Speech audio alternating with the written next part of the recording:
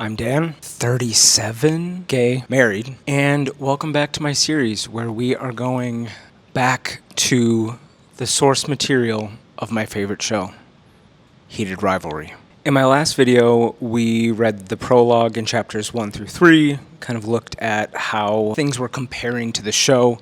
As a reminder, this is a show-first approach to the book. I purposefully did not read the book while watching the show or doing any of my deep dives on the episodes, and found some interesting nuggets of things that made it in or didn't. And in this video, we are going to finish out the rest of the chapters that cover episode 1, which will be chapters 4 through 8. And when I did my deep dives on the show, particularly episode 1, I ruffled some feathers, especially when it came to my interpretation and or feelings about the Vegas scene.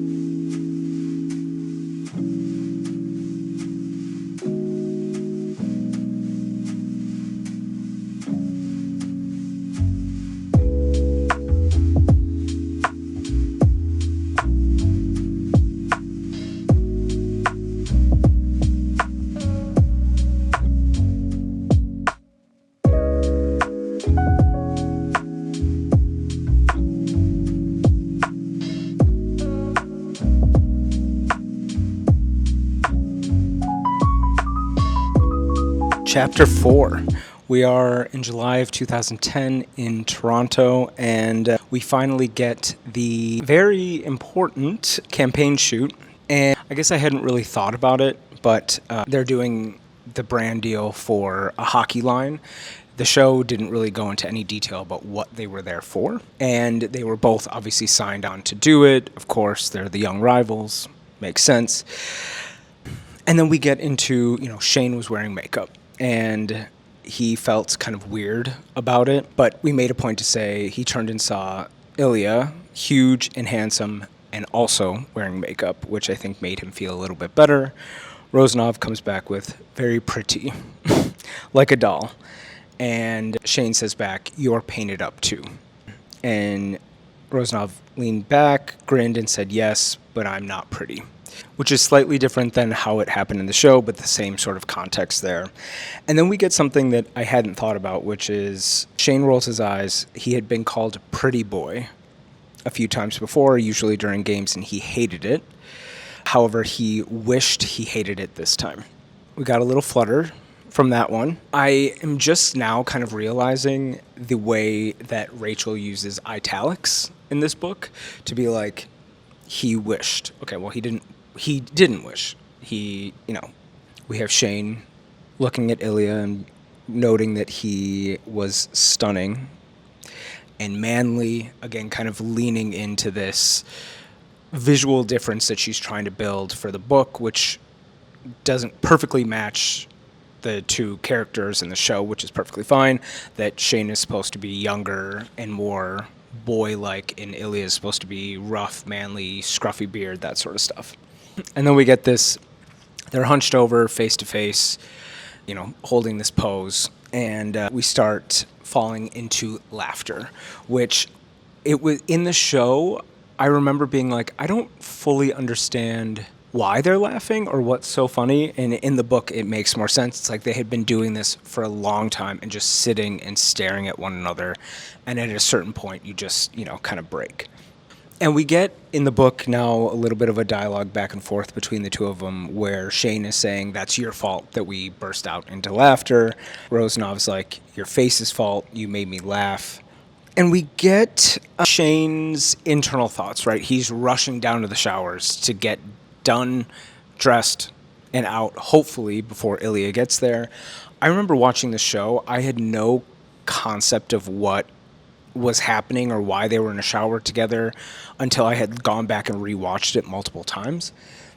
But if Jacob had even given us like "Okay, boys, we're all done, like you can go shower now" or something like that, I probably would have been able to put it together. But here, clearly, Shane is making a conscious effort to hopefully get down there, get into the communal showers, get out. It's a dingy rink, X, Y, and Z. No such luck. Our boy Ilya shows up and, of course, stands at one that's nearly directly next to him. Again, we're calling out this like large bear tattoo, which is just so funny because that is so not a part of our show visual there. And then Shane calls out specifically like he had never looked at any of his fellow players before. In the locker room, it's getting business done, clean up, move, go on. My husband, who played basketball and a couple other sports, had much more of this experience than I ever did. But it's like, no, of course that you're not going to be looking around and, checking people out. But he was checking Ilya out. His eyes trailed over Rosnov's broad shoulders, down the muscles of his back, down to his tapered waist and his triple cheeked up on a Tuesday. And it was really impressive, which Connor very much lived up to the description here. And this was obviously not shown, but assumed in the show that there's a visible arousal from Shane, which Ilya clocks, raises a little eyebrow.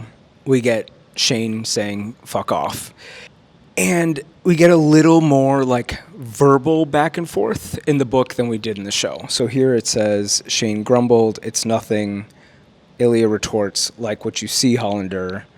"No, it's not. I was thinking about something else." Sure, buddy. Sure. In the show, it's really just that like eyebrow raise. We get the physical motion that is going to follow, and then the F off. But same sort of vibe here. Shane can't help himself but keep looking. He's spellbound. And we get some more of Shane's inner dialogue of just another thing for you to hold over me. Talking about Ilya realizing that he is turning Shane on.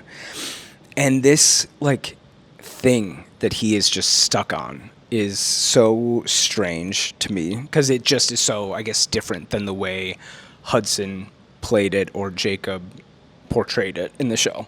The grin had faded from Ilya's face. His eyes were full of an intensity that was much more heated than what Shane had been facing during their photo shoot. I remember seeing Connor's little look and would agree. We get a slow, firm, and again, some more dialogue that we didn't get in the show. "What were you thinking about?" Shane swallowed. His throat went bone dry, and he quietly said, "You." Okay, so now we're admitting to Ilya that he do be turning you on while we're still in the shower. Okay. And we get Ilya verbally offering, do you want to touch me, Hollander? And we get the not here, which we actually see in the show. Shane's kind of stammering, like, darts off. And something that's different in the book than in the show, and I actually do prefer the way that Jacob played it, is that in the book it says Shane waited, heart racing, until Rosnov left the showers before he turned off his own water, kind of composing himself before he went back to the locker room in the hopes that maybe Ilya was like almost dressed and ready to go. In the show, we get it the other way around, right? Shane rushes off. He's sitting there fully clothed, just like holding one shoe, waiting for Ilya to round the corner. And the second he does, he throws the shoe on and is ready to go, have the last couple words, and then exit. But instead, we get the reverse here, where Rosnov was already half-dressed, sitting on one of the benches. Shane comes in and says, can we just pretend that nothing happened? We get the, is that what you want? Question. And Ilya calling him a bad liar. I don't remember that from the show. I'm probably going to have to go back and rewatch that. But we get the, what's your room number? I might come by, I might knock, the whole back and forth that we saw in the show, which we absolutely love. And we get, again, a little bit of a sneak peek into Shane's mentality, which Hudson very well portrayed in the show, where he was just freaking the F out in his hotel room, up and down, changing, brushing his teeth, flossing, mouthwash, only just so we have a conversation. Sure, my dude, sure. Admitting to himself that he could spend the night exploring Ilya's body with his mouth. And I love that Jacob also took this a little bit further and played a little bit here, where he not only had him like change into a nicer shirt, but he had him put on a full suit at one point, which is crazy. And we also don't get any mention of Ilya running into Shane's mom in the elevator on the way up, which I thought was a perfect kind of like moment. We get a knock at the door. Ilya's there. In the book, it calls out that he was in a black button-up shirt, which I think Connor was dressed up much more like a cool guy with I think it was like a leather jacket and maybe like a tank top, which I think, I don't know, I guess that being my first entry into this makes more sense to me. But again, indicating that like he also kind of got ready to come over, maybe showing a little bit more of his colors in the book than the TV adaptation, which is meant to portray him, as this like super cool guy, even in those moments. And of course we get I just want to talk about, Shane's log line every time they get together. And we now know, or I now know, that Rachel was the crafter of one of my favorite bits about Ilya, which is his hand motions as it pertains to Shane's face, right? So we get what Rosanov said, tucking a knuckle under Shane's chin and tilting it up. This. We also confirm Shane had never even kissed a guy before. And we get, again, some of that, like, this is wrong, this is a bad idea narrative out of Shane. If it was just that he was kissing a man, he might be able to get a grip, but kissing this man in particular was so absurd and so wrong. Okay. Ilya is kind of moving things forward here. He wedges a knee between his legs and rubs his thigh against Shane. And, Ilya is kind of moving things along here. He places Shane's hand somewhere. And Shane says in his inner monologue, he wanted the denim barrier to be gone. And I think that was perfectly portrayed in the show, with him like fumbling to try and get his jeans off. And we get Ilya reaching to cradle Shane's face with his hand. Again, that hand to face, finger to face thing. Dragged his thumb over Shane's lips and gently pushed it inside. And this made me laugh. Obviously, if he hasn't kissed a guy, he probably also hasn't done anything else. But in the book it says, completely unsure of what to do, but he liked to be excellent at everything, which story checks out. Tried to mimic, what had been done to him in the past. And we get, he held Shane's face with one big hand and gazed down at him with hooded eyes. He murmured something in Russian and then said, "Look at you." His thumb brushed Shane's cheekbone, and we get Shane admitting again that he had fantasized about exactly this moment by himself. Kind of a callback to the way his night after the gym ended. And we get Ilya kind of being like, "Oh, stop. And of course, Shane is thinking he's doing it wrong because he has not done this before. Is okay, is too much. And we get, I think, for the first time, a really good picture of how much Ilya struggles to even share something like that in English, right? He's trying to find the words, he can't figure it out. Instead of like, you were excelling at your craft, he's trying to stumble and find his way through. We get another line that I did not appreciate, or I don't think we got in the show at all, which is Shane asking Ilya, have you been thinking about this? About what they're doing? We do get Ilya saying, I like trouble, which is a whole log line in the show. And then we get the curious line, yes, curious, and you make me curious. Beautifully written.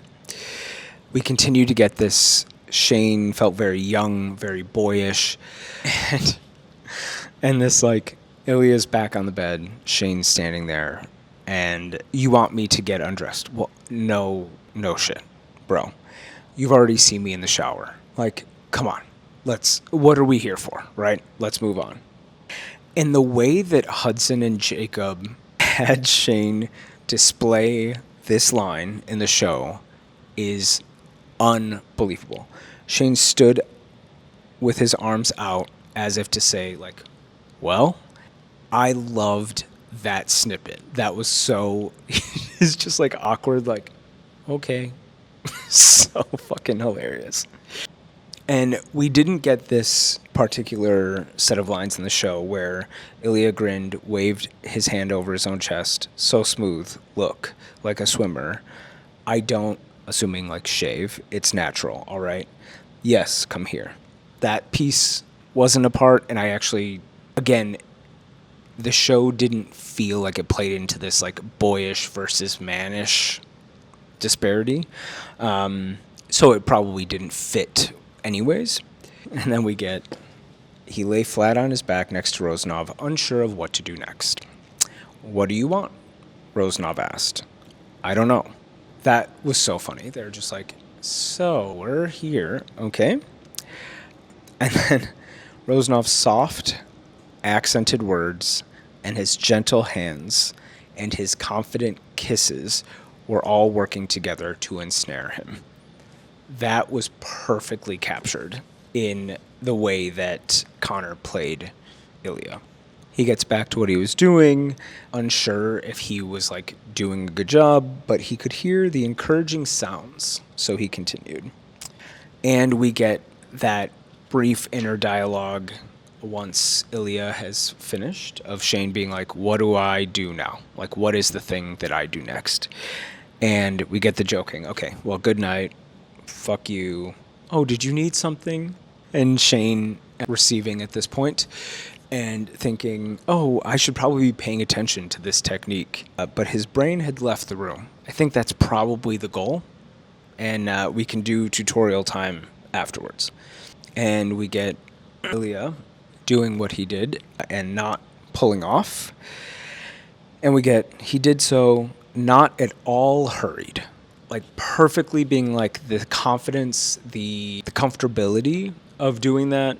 And with Shane and X, Y, and Z, perfectly portrayed here.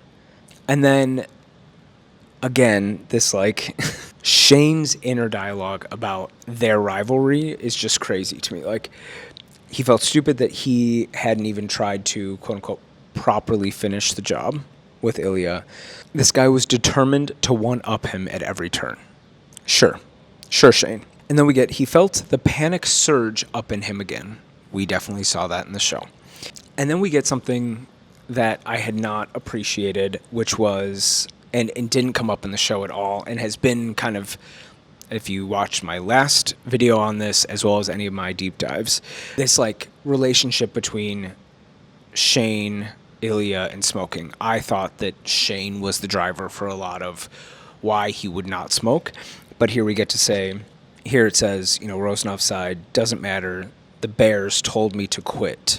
I'm trying not to smoke, which makes sense. So it's a bit of a dual-edged sword here. Maybe he ultimately ends up doing it for Shane, but we didn't address the team's interest in him stopping smoking. And we get, of course, this won't leave the room. You think I'm going to tell people? No. And Shane had the stupid urge to ask him to stay, which if Hudson in that scene was thinking that, it did not come across. And again, we get this. He did not want to reach for him to pull him back to the bed. Ilya's like, my flight's early. All right, I'll see you around. Yeah, I'll see you on the ice, I guess. Yes. And we get goodbye, Hollander, which I think is the only line that we end up seeing in the show. And Shane, I just can picture him now, like sitting on the bed with his arms crossed saying bye. The book definitely, for Chapter 4, covers a little bit more detail on things that are more explicit, as, these romance novels do. And there's some more dialogue than what we got in the show, but overall, pretty dead on. So that was No Time. It's actually like a week and a half or 2-week travel and other life stuff. So we're finally going to jump back in to Chapter 5.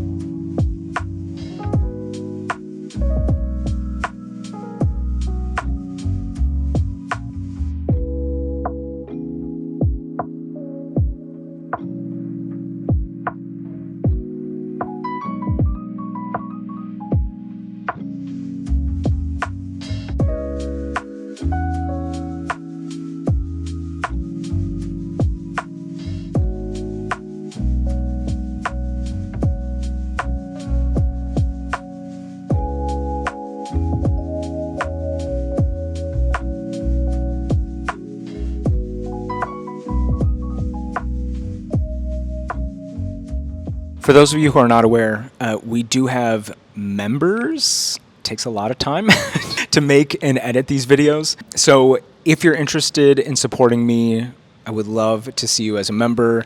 You guys get videos early and get some of the longer, like uncut, copyright riddled videos as well. If you have any ideas of other content that you would want as a member, please let me know.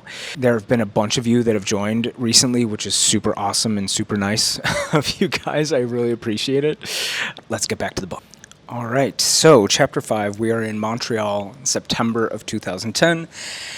And it is their first official NHL game against one another. We start off the chapter with kind of giving us a little background around Shane's kind of routine nature. Not a surprise here. Wakes up at 6, runs, does pull-ups, push-ups, crunches, and then his day is just dictated by whatever's been scheduled.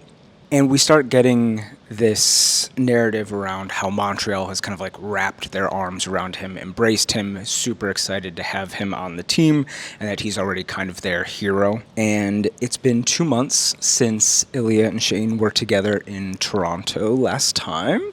And I was trying to map a couple of the moments throughout this chapter back to the episode. I actually do need to go back and rewatch them because it's been a minute. But we get Shane seeing Ilya's face on his screen. He's saying, "I'm going to score 50 goals," kind of being audacious. Obviously, Shane is having a emotional reaction to seeing Ilya. And we continue to build this like similarity but also difference setting between the two of them. So, when Ilya says, "I will score 50 goals," Shane's like, why would you say that out loud? The audacity to say that out loud. I want to do the same thing, or I'm planning to do the same thing, but I would never actually say that to avoid looking cocky or ultimately like an asshole and an idiot if he didn't do it. Of course, we get being asked, "Do you feel pressure to outperform Shane Hollander?" To which he responds, "Who?" And Rozanov looked directly at the camera. Shane froze and reminded himself, "He can't see you, dummy." And then Rozanov winked at the camera. A little message to Shaney boy via the camera.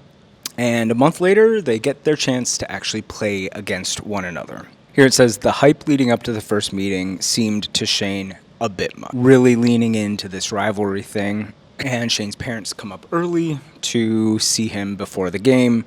They can tell he is very nervous. Of course, David's going to think it's because of the game that he's nervous, that there's all this media coverage and hype and excitement around him finally playing Rozanov. And then we get Shane's inner thoughts here. He couldn't imagine what his parents would say if they knew the real reason he was nervous about facing Rozanov. Pressure he could handle. He lived for hockey. He was extremely good at it. Normally, he'd be looking forward to the chance to prove himself against a rival. Just hopes that he can see his.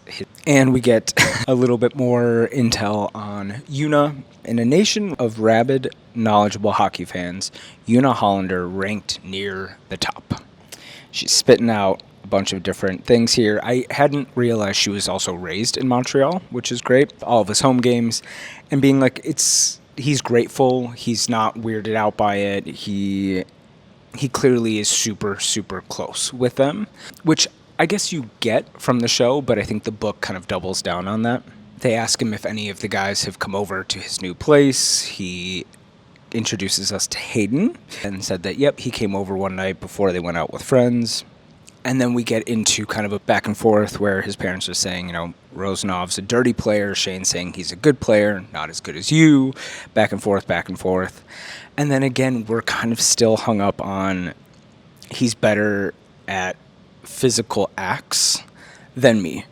And it just is, I think, a funny thing to like apply rivalry to, especially when that was his first time with a guy. I don't know. And of course, he's now thought about that time and is nervous and almost knocks over his water because he's just all over the place. And then we get this line, Shane forced a smile, "Sure, screw him." Did Jacob adapt that one to F him up the butt? Because if so, I like that change. It's game time. Rozanov doing the face-off with Hollander. And I love, like, I can see it in my mind, them skating up to one another, and it says, Ilya lets his lips curl up into a little smile. And I'm like, yep, I know exactly that moment in the show. We get the will no. Ilya wished he didn't have the mouth guard in because he would have loved to do something distracting and sexy with his tongue.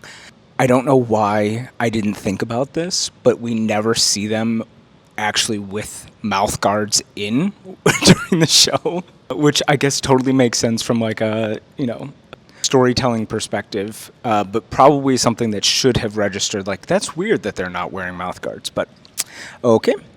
And we get the reverse shot of in the show here where Shane has won, Ilya has lost, is the one kind of pissed off at his lack of performance on the ice. We get introduced to his wonderful brother, who in the book is Andre something. A little different than the show. And we get the whole back and forth. Hey, I need $20,000. I know how much you make. It's nothing. And I hadn't put together, or we didn't touch on what Alexei did in the show, or I guess Andre, whatever, his brother does in the show until like way, way later. But we have Ilya saying he knew what his brother was like. He was either making a bad investment or had already made a bad investment or was gambling or something else that a police officer really shouldn't be doing.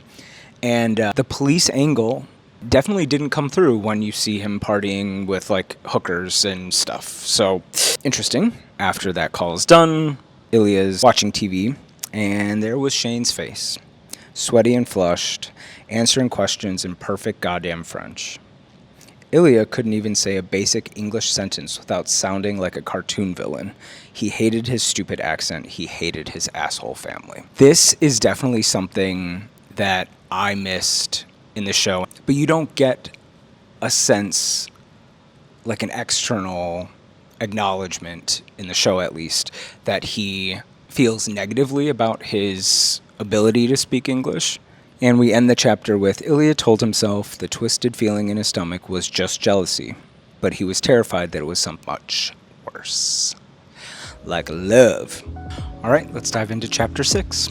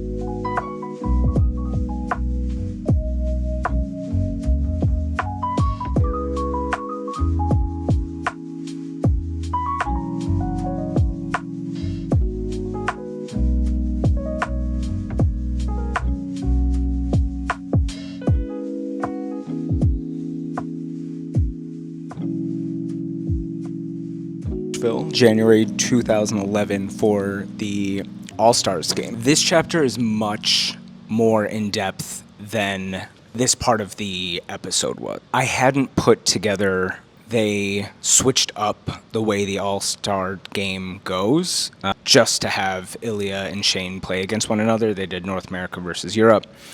Because now thinking back about it, I'm like, well, then how did they get to play together in the future? And so that makes sense. We also get updated that Rosanov had scored 38 goals, Shane had scored 41, and Ilya had spotted him in the lobby earlier that evening. No words were exchanged. He hadn't even gotten a nod of acknowledgement, which it's like, okay. Both have been thinking about each other nonstop. You would think at least a little glance would be okay. But we get, again, them just kind of obsessing over one another. Ilya wondered what Hollander was doing right now, if there were any cute girls at the hotel bar. Was Hollander in his room, lying on his bed? Was he wondering what Ilya was doing? And he's trying to convince himself that hooking up with him last time was a mistake, not a big deal, all things that we're trying to tell ourselves because they are untrue. And we get talking about how much he loves playing against Shane. And again, he's trying to convince himself that it's because of how good of a hockey player he is. Hollander was really fucking good. He challenged Ilya in ways he wasn't used to, blah, blah, blah, blah, blah. He loved shit-talking him because his eyes would get all squashed up in anger and his pink lips would curl into an adorable little attempt at a snarl, like an angry kitten. I did not know. Obviously, I see a bunch of edits and stuff on TikTok of Hudson/Shane. I thought that was just like a funny thing, but I guess it's written here in the book. We also get mention here that he didn't even have Hollander's phone number yet, but clearly something he was thinking about. And then we get Shane getting the call that they want to do a short press conference with, of course, just him and Ilya. And obviously Shane is Mr. Media Boy trained, so he's like, that part wasn't stressing me out. It was the fact that the large Russian was next to me. And again, we get context that helps what we see in the show make more sense to me, that Rosanov took a moment to reply. Shane wondered if he was working through all of the English words, and we see him kind of go back and forth. And we get much more of the actual press conference in the book than we do in the show. We also get an acknowledgement of one of Ilya's self-soothing tactics, which I totally picked up on and did a great job of portraying. Shane watched the way Rosanov was slowly rubbing the knuckle of his forefinger with his thumb. He probably didn't even realize he was doing it. We see that multiple times throughout the show. We also, I don't know why this is important, but it seems like they're much more casual in the book than they were in the show. In the show, I believe they were in suits. But here it's saying that Ilya's in like a hat and a t-shirt. And we get one of the reporters asking, would you like to play on the All-Star team with Ilya in the future? Shane kind of caught off guard. Is like, oh, sure, yeah. I mean, Ilya's a great player. And they throw it back to Ilya with the same question. If Hollander does not mind me being starting center, yes. A nice foreshadowing to when they actually do get to play together, and a conversation that he has with Svetlana before. And then we get the question that we see in the actual show, which is about, both Montreal and Boston have been out of the playoffs for 3 seasons now. Do you guys feel the pressure to restore your team's legacies? Shane rubbed his arm and furrowed his brow. He turned his head and saw that Ilya was looking at him, and his face showed that he was hoping Shane would feel this one. Again, acknowledging that he probably didn't understand half of the words. We get, of course, our nice answer, and then they throw it back to Ilya. Just says, yeah, what Hollander? And we get, again, just like this perfect foot choreo moment of the foot tap under the table. I may have interpreted this wrong, and maybe I need to go rewatch. I thought in the show that it was Shane tapping Ilya's foot as like a, I got you, right? Like here it seems almost more of like a thank you from Ilya. And maybe I'm just getting my views confused. And now there's something that I wish Jacob would have put in the show that's in the book, which is the press conference ended. Both men stood there as the room erupted into chaos. Shane offered Rosanov his hand, and Rosanov shook it.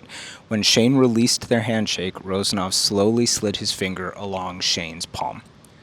Would have been a perfect parallel opportunity to the water bottle scene. See you later, Hollander. Yeah, later. And then that night they have the All-Star Skills competition. And this is where I'm assuming Jacob, knowing that in a couple episodes we were going to do a full skip timeline, changes things up a little bit. First is that the league record was 7 seconds. Rosanov went, he got 8 seconds. I thought in the show Ilya broke the record and then Shane broke his record. But here it seems like he was just under and he had missed a shot. And then, of course, Shane, not overly thrilled. But it says, Rosanov wasn't smiling now, but the look in his eyes was. And Connor did a phenomenal job of bringing that to life. There's, again, some adjustments here that Jacob did. I don't believe Ilya says nice job to him. I think we start with, did you have fun last night? And the back and forth there. Did you go dinner somewhere, get drunk? Shane looked down at the ice. Oh, yeah, it was fun. How about you guys? It was fun. No stupid Americans or Canadians, was perfect. But Shane says in the show, yeah, we had dinner, but I didn't get drunk. And we get just like the perfect Rosanov, which I loved. And then there was also some pushback around like Europeans like dating their cousins or something that's not in the book. So a little different here. And then going to bed early tonight, I think. Oh, yes, the skate pass 1221. But again, back to the skip insertion or weaving, skip into the storyline. The guy sitting next to him is Liam Casey, whoever that is. But in the show, it's Scott. And as we get up to the hotel room, that was the other big thing that the show kind of highlighted of why Shane wasn't overly comfortable, like, doing their first time in the hotel room, was because Scott Hunter was right next door. And that's not in the book. So that must have been something that Jacob did to introduce us to that character and set us up for what will come. Ilya wasn't surprised at all when the knock came, and terrified Shane comes running in. And in the book here it says, is there a ghost out there? And I think in the show Ilya says, is someone chasing you or something like that? This is dangerous and you know it. Blah. And then that anger quickly dissipates and Shane just kind of swears under his breath and lunges forward to kiss him. Ilya giving some directions about getting on his knees. I don't think that was in the show. And less in control than he wanted to be as Hollander tucked his fingers into his waistband. Yeah, they both have the safety off when they're together like this. He just gasped and let his head fall back, completely overwhelmed by Hollander's need for this. Planted his hand on the back of his head. This wasn't control. Ilya just wanted to touch him. He wondered if he'd done anything with another man since their last time. The desperate, unskilled motion and the slight tremble of his hands suggested he hadn't. Truth. And Ilya's just kind of relishing in the fact that he is the only person in the world who has experienced this with Shane. And we get more insight wanting to see how far they could take things. And that definitely is like an inner dialogue, right? That didn't really, I guess not that it didn't show up in that scene, but you hear much more of like he wanted to see how much he would give him tonight. We also get additional intel of Ilya has always been this way. He loved it when it was more dangerous, whether that was the coach's son, his brother's girlfriend, the teammate's sister. Ilya couldn't resist a bad idea, and being with Shane was the worst. Two men, two NHL players, poised to be the two biggest rivals in the league. And then again, this lie to ourselves here. Ilya hated the guy, hated his pretty boy face and his perfect French, his loving parents, his polite little manners, his $1 million smile. He hated how serious he was, how earnest. He was everything the league wanted from their stars. Knowing he does not bring those at all. Pulled back so he could look at his horrible face with his ridiculous freckles. We're smitten, my dude. And we get some more details about where hands were and things that lead up to the have you ever, are you scared? I'm not scared. And a line here, you know what makes you gayer? Shut it. Essing my D, which you were doing. Fair play. And I can just like, I can picture it right now. A thing? Is it big? What color? My takeaway from the show was that it was Shane's concern was really that Scott Hunter was right next door and would hear. But Ilya But in the book, Ilya, not in a hotel surrounded by their fellow players, by the media, by fans. Not now, when they would both have to be as close to silent as possible, considered the fan base or the media or any of those things. And we get the next time and the back and forth, are you homeless? And something that the book has that the show didn't do was, so what, you're going to sneak out of your hotel, what are you going to tell your teammates? The fucking truth. I'm going to get laid like every city we play in. And Hollander's brow furrowed, and he said, oh, yeah. Jealousy, confirmation that at every city that he goes to, this is a normal thing. Okay. Another change that Jacob made, I guess they go into the shower to drown out the sound and release. In the show, it was alluded to. I guess it would make sense. I don't know. I didn't know that this happened from the show. But he slammed Ilya against the tile and wrapped his hand. He kissed him. Ilya grinned against his mouth. This was the Shane Hollander, competitive and aggressive. Which is interesting because I feel like a lot of the other ways that he's talked about him thus far were in the, like, softer, more submissive moments. But, all right. Does his thing, freaks out. It's like, we probably shouldn't. No. I mean, obviously, it's stupid. This is stupid. I don't know why we did this again. Ilya walked towards him slowly when he put a hand on the side of his face and tilted his head until he could look directly in his eyes. Give me your... Little different than in the show, but very on brand for our boy here. We've got each other's phone. Finishes with Shane asking Ilya to go check the hall to make sure that it was empty. Didn't see that in the show. And we get a good night. Okay, chapter 7.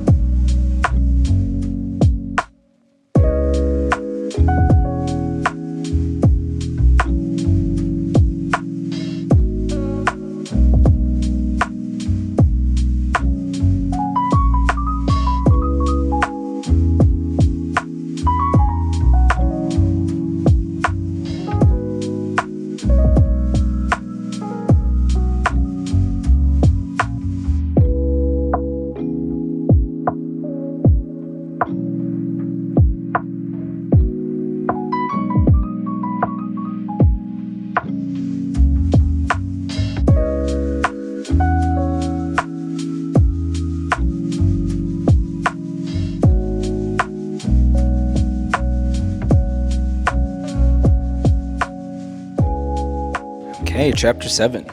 So it is February of 2011. We're in Montreal.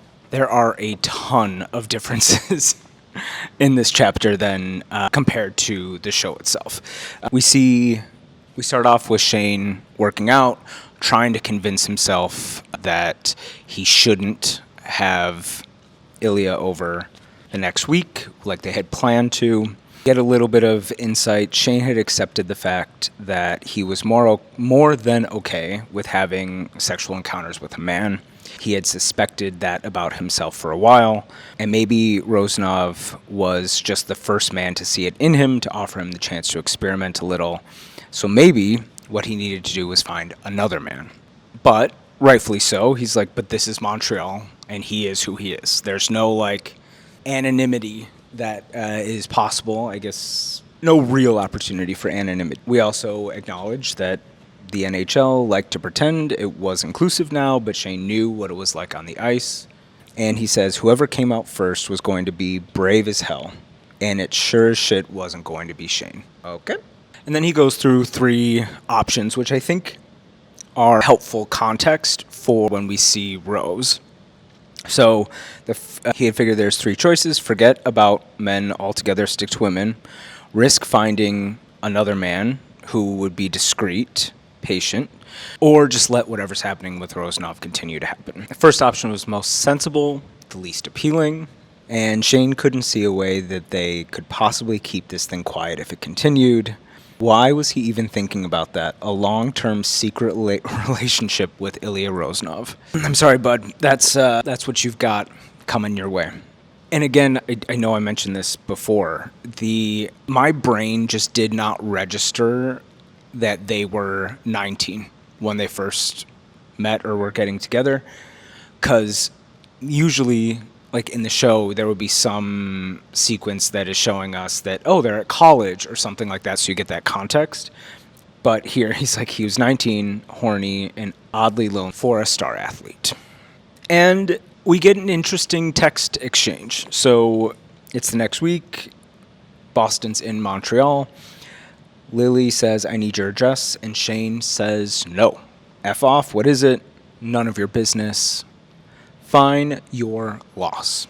Shane stopped smirking. He sat down on the couch. On his lip, it's not that he didn't want to see Rosanov. If he was being honest, he'd been obsessively thinking about it.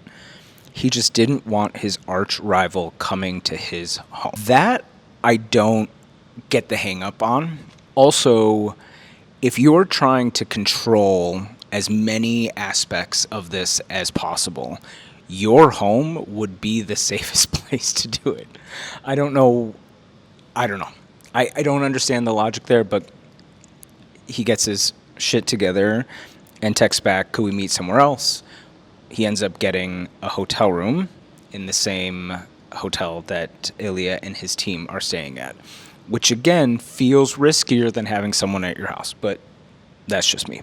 And that's where one of the biggest departures from the show is that in the show, Ilya comes to Shane's house, and we get these multiple scenes that Jacob and team obviously thought up that actually helps move the narrative along a little bit more, because we had the 2 hotel encounters, and then this was like, we have, this is my place, oh, Mr. Real Estate, blah, blah, blah, blah, blah.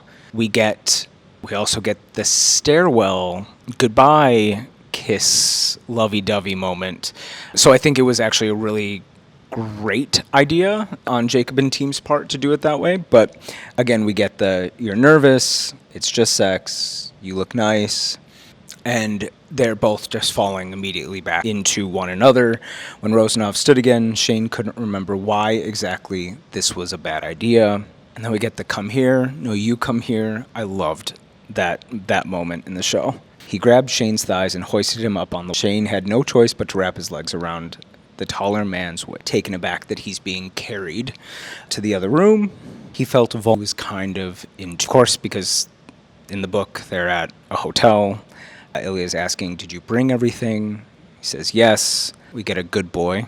And the theme, the way Rachel writes, there's a lot of consent, checking in, just like we saw on the show, which was one of my favorite aspects of the whole thing. And they're just kind of like getting everybody ready, working through it. And Shane asks, have you done this before? Ilya says yes. With the coach's son, again, because we have talked about Shane's trying to like play up that he has lots of experience, and we know he doesn't. And I think Ilya's very in tune with that as well. And he's just like, just relax. Just relax. Shane wanted to scowl at him, but in truth, he was sort of charmed by the level of care Rosanov was showing him. Still, Shane was at least 35% terrified. Squeezed his eyes shut, bit his lip. If he didn't, he was going to do something embarrassing, like Shane saying, not really knowing like what position to get in. He had watched about 40 seconds of gay porn once. You have purchased and practiced with a toy. But Shane was struck with the sudden, horrific thought that Rosanov could become stuck inside him. Shane. I'm glad that was an inside thought. And he's in bliss, preparing to finish. He wished he had put a towel down. He knew he was going to feel bad about dirtying the hotel sheets. Of all the things to be thinking about in that moment, it's a very Shane thing. Safely out of the room, Shane grinned stupidly at the ceiling. He was happier than he should be. And we kind of get a good game tap, hit the showers, I'll get dressed and leave. The brief moment of, oh, well, of course he wasn't going to stay in my room. But that thought has been seeded. Like, oh, I would actually like to spend the rest of the night with you. And Shane comes back out, and Ilya is gone. We took a much more like poetic, romance-y type approach with the show.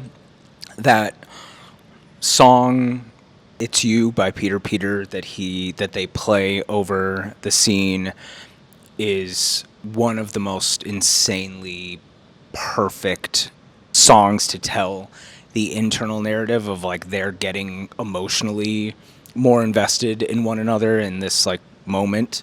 You still get the like very physical, maybe a little rough physicality, but with that song over it is just stunning. And the stairwell goodbye kiss and the shot of Shane just sitting there is probably my favorite scene in the whole show. So, bravo, Jacob and team. I'm glad that you pivoted a little bit here, because I think if we hadn't had that before this next chapter, which I'm already not fucking happy about reading, which is the Vegas scene, I think I would have felt less turmoil and like less invested, honestly, in them it out, because we hadn't seen kind of that like first like wall or brick from the wall coming down, and the insinuation that there is truly something there more than just the physical. But lots of great details, muddy details from Rachel around what was going on off camera. Not actually happening off camera, but you know. All right, this is the last chapter that brings us through to the end of episode 1. My least favorite scene in the entire series, which is Las Vegas.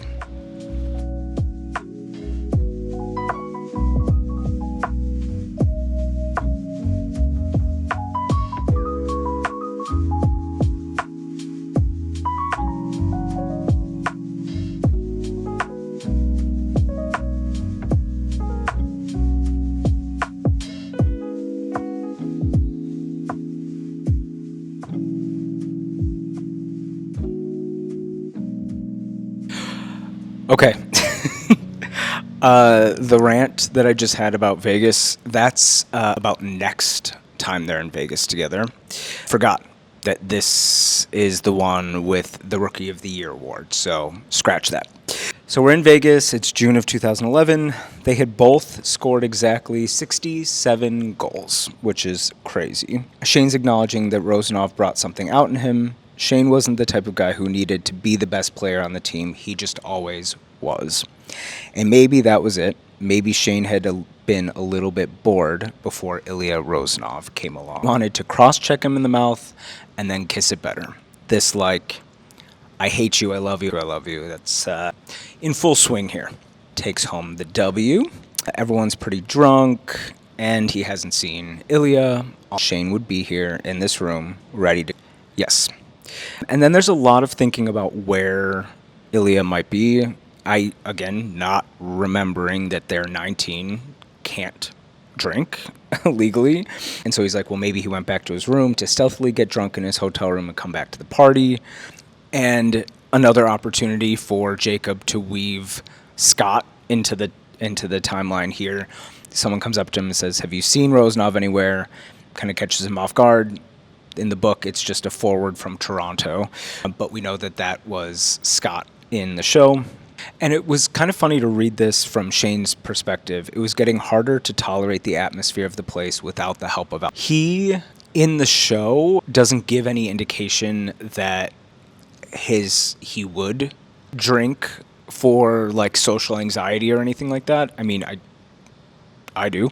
But then that reminds me too of, in one of the very first chapters, we get him saying that he was like trying to drink beer to numb something when Ilya was going to come over for the first time or something. So just a side that the book covers that I didn't really catch from the show. No, baby, he doesn't deserve anything. And this is exactly how I kind of took it and why I was a little confused about what all was going on the rooftop. He says, was Rozanov really that upset, though? He's normally so cool and collected. If anything, would have expected him to show up, to the party just to show everyone how unbothered he was about losing. And I felt the same thing. And so that was when we found him. We find him in a couple pages up on the rooftop, and then he's mad, but it was, the episode ended and I was just confused. But we get Shane still thinking, he could be in his room or someone else's room or in his own room with somebody else. He frowned without saying it. We know what you would prefer to have, which is Ilya by your side. In the show, what I was left with from an assumption standpoint was that he actually was out trying to find Ilya, and that's how he got to the rooftop. But in the book, it says he probably wouldn't, this was his first time in Vegas, wouldn't really have any time to do sightseeing. He had been told when he checked in that the hotel offered a spectacular rooftop view of the city. Feeling restless and not wanting to rejoin the party, he decided he may as well go check it out. So he really was just going up for air. The way it read on screen was like that was the excuse, but really he was looking for Ilya. And then we get 3 drunk girls in an elevator. This obviously wasn't covered in the show. Just drunk and giggling and trying to flirt with him. And that they're on the rooftop. There is a bar that's still bumping and partying. That's not obviously where he's going. He just found this little area that he's like, I think it's used for weddings or something. And that's where our boy Ilya is sitting in the dark smoking. Something that reads much clearer to me in the book than it did in the show is this whole like back and forth, like what was it then? Like, what's your problem? Even as I read this line, I was like waiting for the exclamation point. So not everything is about you, Hollander. In the show, Ilya yells that. And there's like this anger and this burst. But here it says explicitly, he didn't look at Shane at all when he said it. His voice hadn't been angry. He just sounded tired and sad. I would have, I think, been way less confused about what was going on if that's how it was delivered in the show. Because then you can tie, okay, you're bummed about something. And then shortly after that, I go back to Russia in 3 days. I feel like as a viewer, I would have been able to connect those things much easier had we gotten that, because I was like, I don't know what the hell's going on. Why are you blowing this up? You guys just had this amazing time together. What's going on? But in the book, it makes way more sense that it's like, no, he's just doesn't like going home. His family sucks. He wants to be free of that. And he's just exhausted by having to go back. Shane goes to shake his hand, and Ilya pushes him up against the wall to kiss him and all that stuff. But it says here that Shane waited a few minutes so they didn't have to ride down together. And it's actually Shane who was like, get off of me, no. And he is the one that dipped out, kind of taking back the power of like, no, you can't just do this. You can't just be an asshole to me and then kiss me and then it's all fine, And we end with next season. Next season would be different. He was going to end the stupid thing between them and focus on his game. You failed at that, Shane, but good thinking. All right, so we are now all the way through chapter 8, all encompassing the scenes from episode 1. Definitely starting to see the creative liberties that Jacob and team took. But it is, in like sentiment, and I think the show did a great job of reflecting what was written. It has been really interesting getting more of the inner dialogue from both characters, and I'm starting to now like fill in like, oh, that makes more sense, and oh, I missed that completely and didn't pick up on that from the show. Obviously, they turned all of those pages into a single episode, which is a lot to cover. But as I mentioned, kind of the biggest pivot was around their first time fully being together physically. I'm really, really glad that Jacob and team decided to have it at his house instead of at the hotel.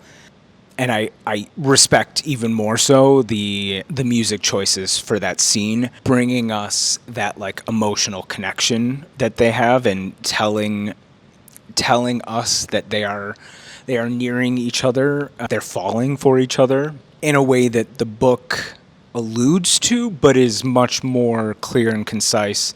And again, I just can't imagine the show without that stairwell scene. And if that was Shane coming out of the bathroom and Ilya was just gone, I think it would impact like the way I feel about them, my investment in them, and then kind of the whiplash that you feel from the rooftop would have just been different. And I think I still would have been thinking of them as like, are they going to get together like for real?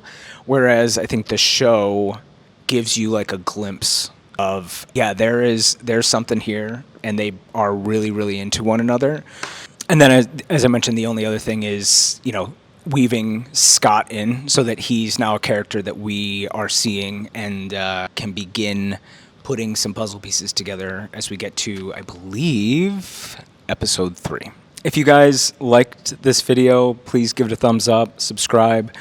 And if you haven't watched my episode deep dives, there are a ton of videos, a multitude of different types of videos about each episode, so go and check those out. All right, episode 1. I hope you guys enjoyed, and I will see you all soon for all of the chapters that go into episode 2.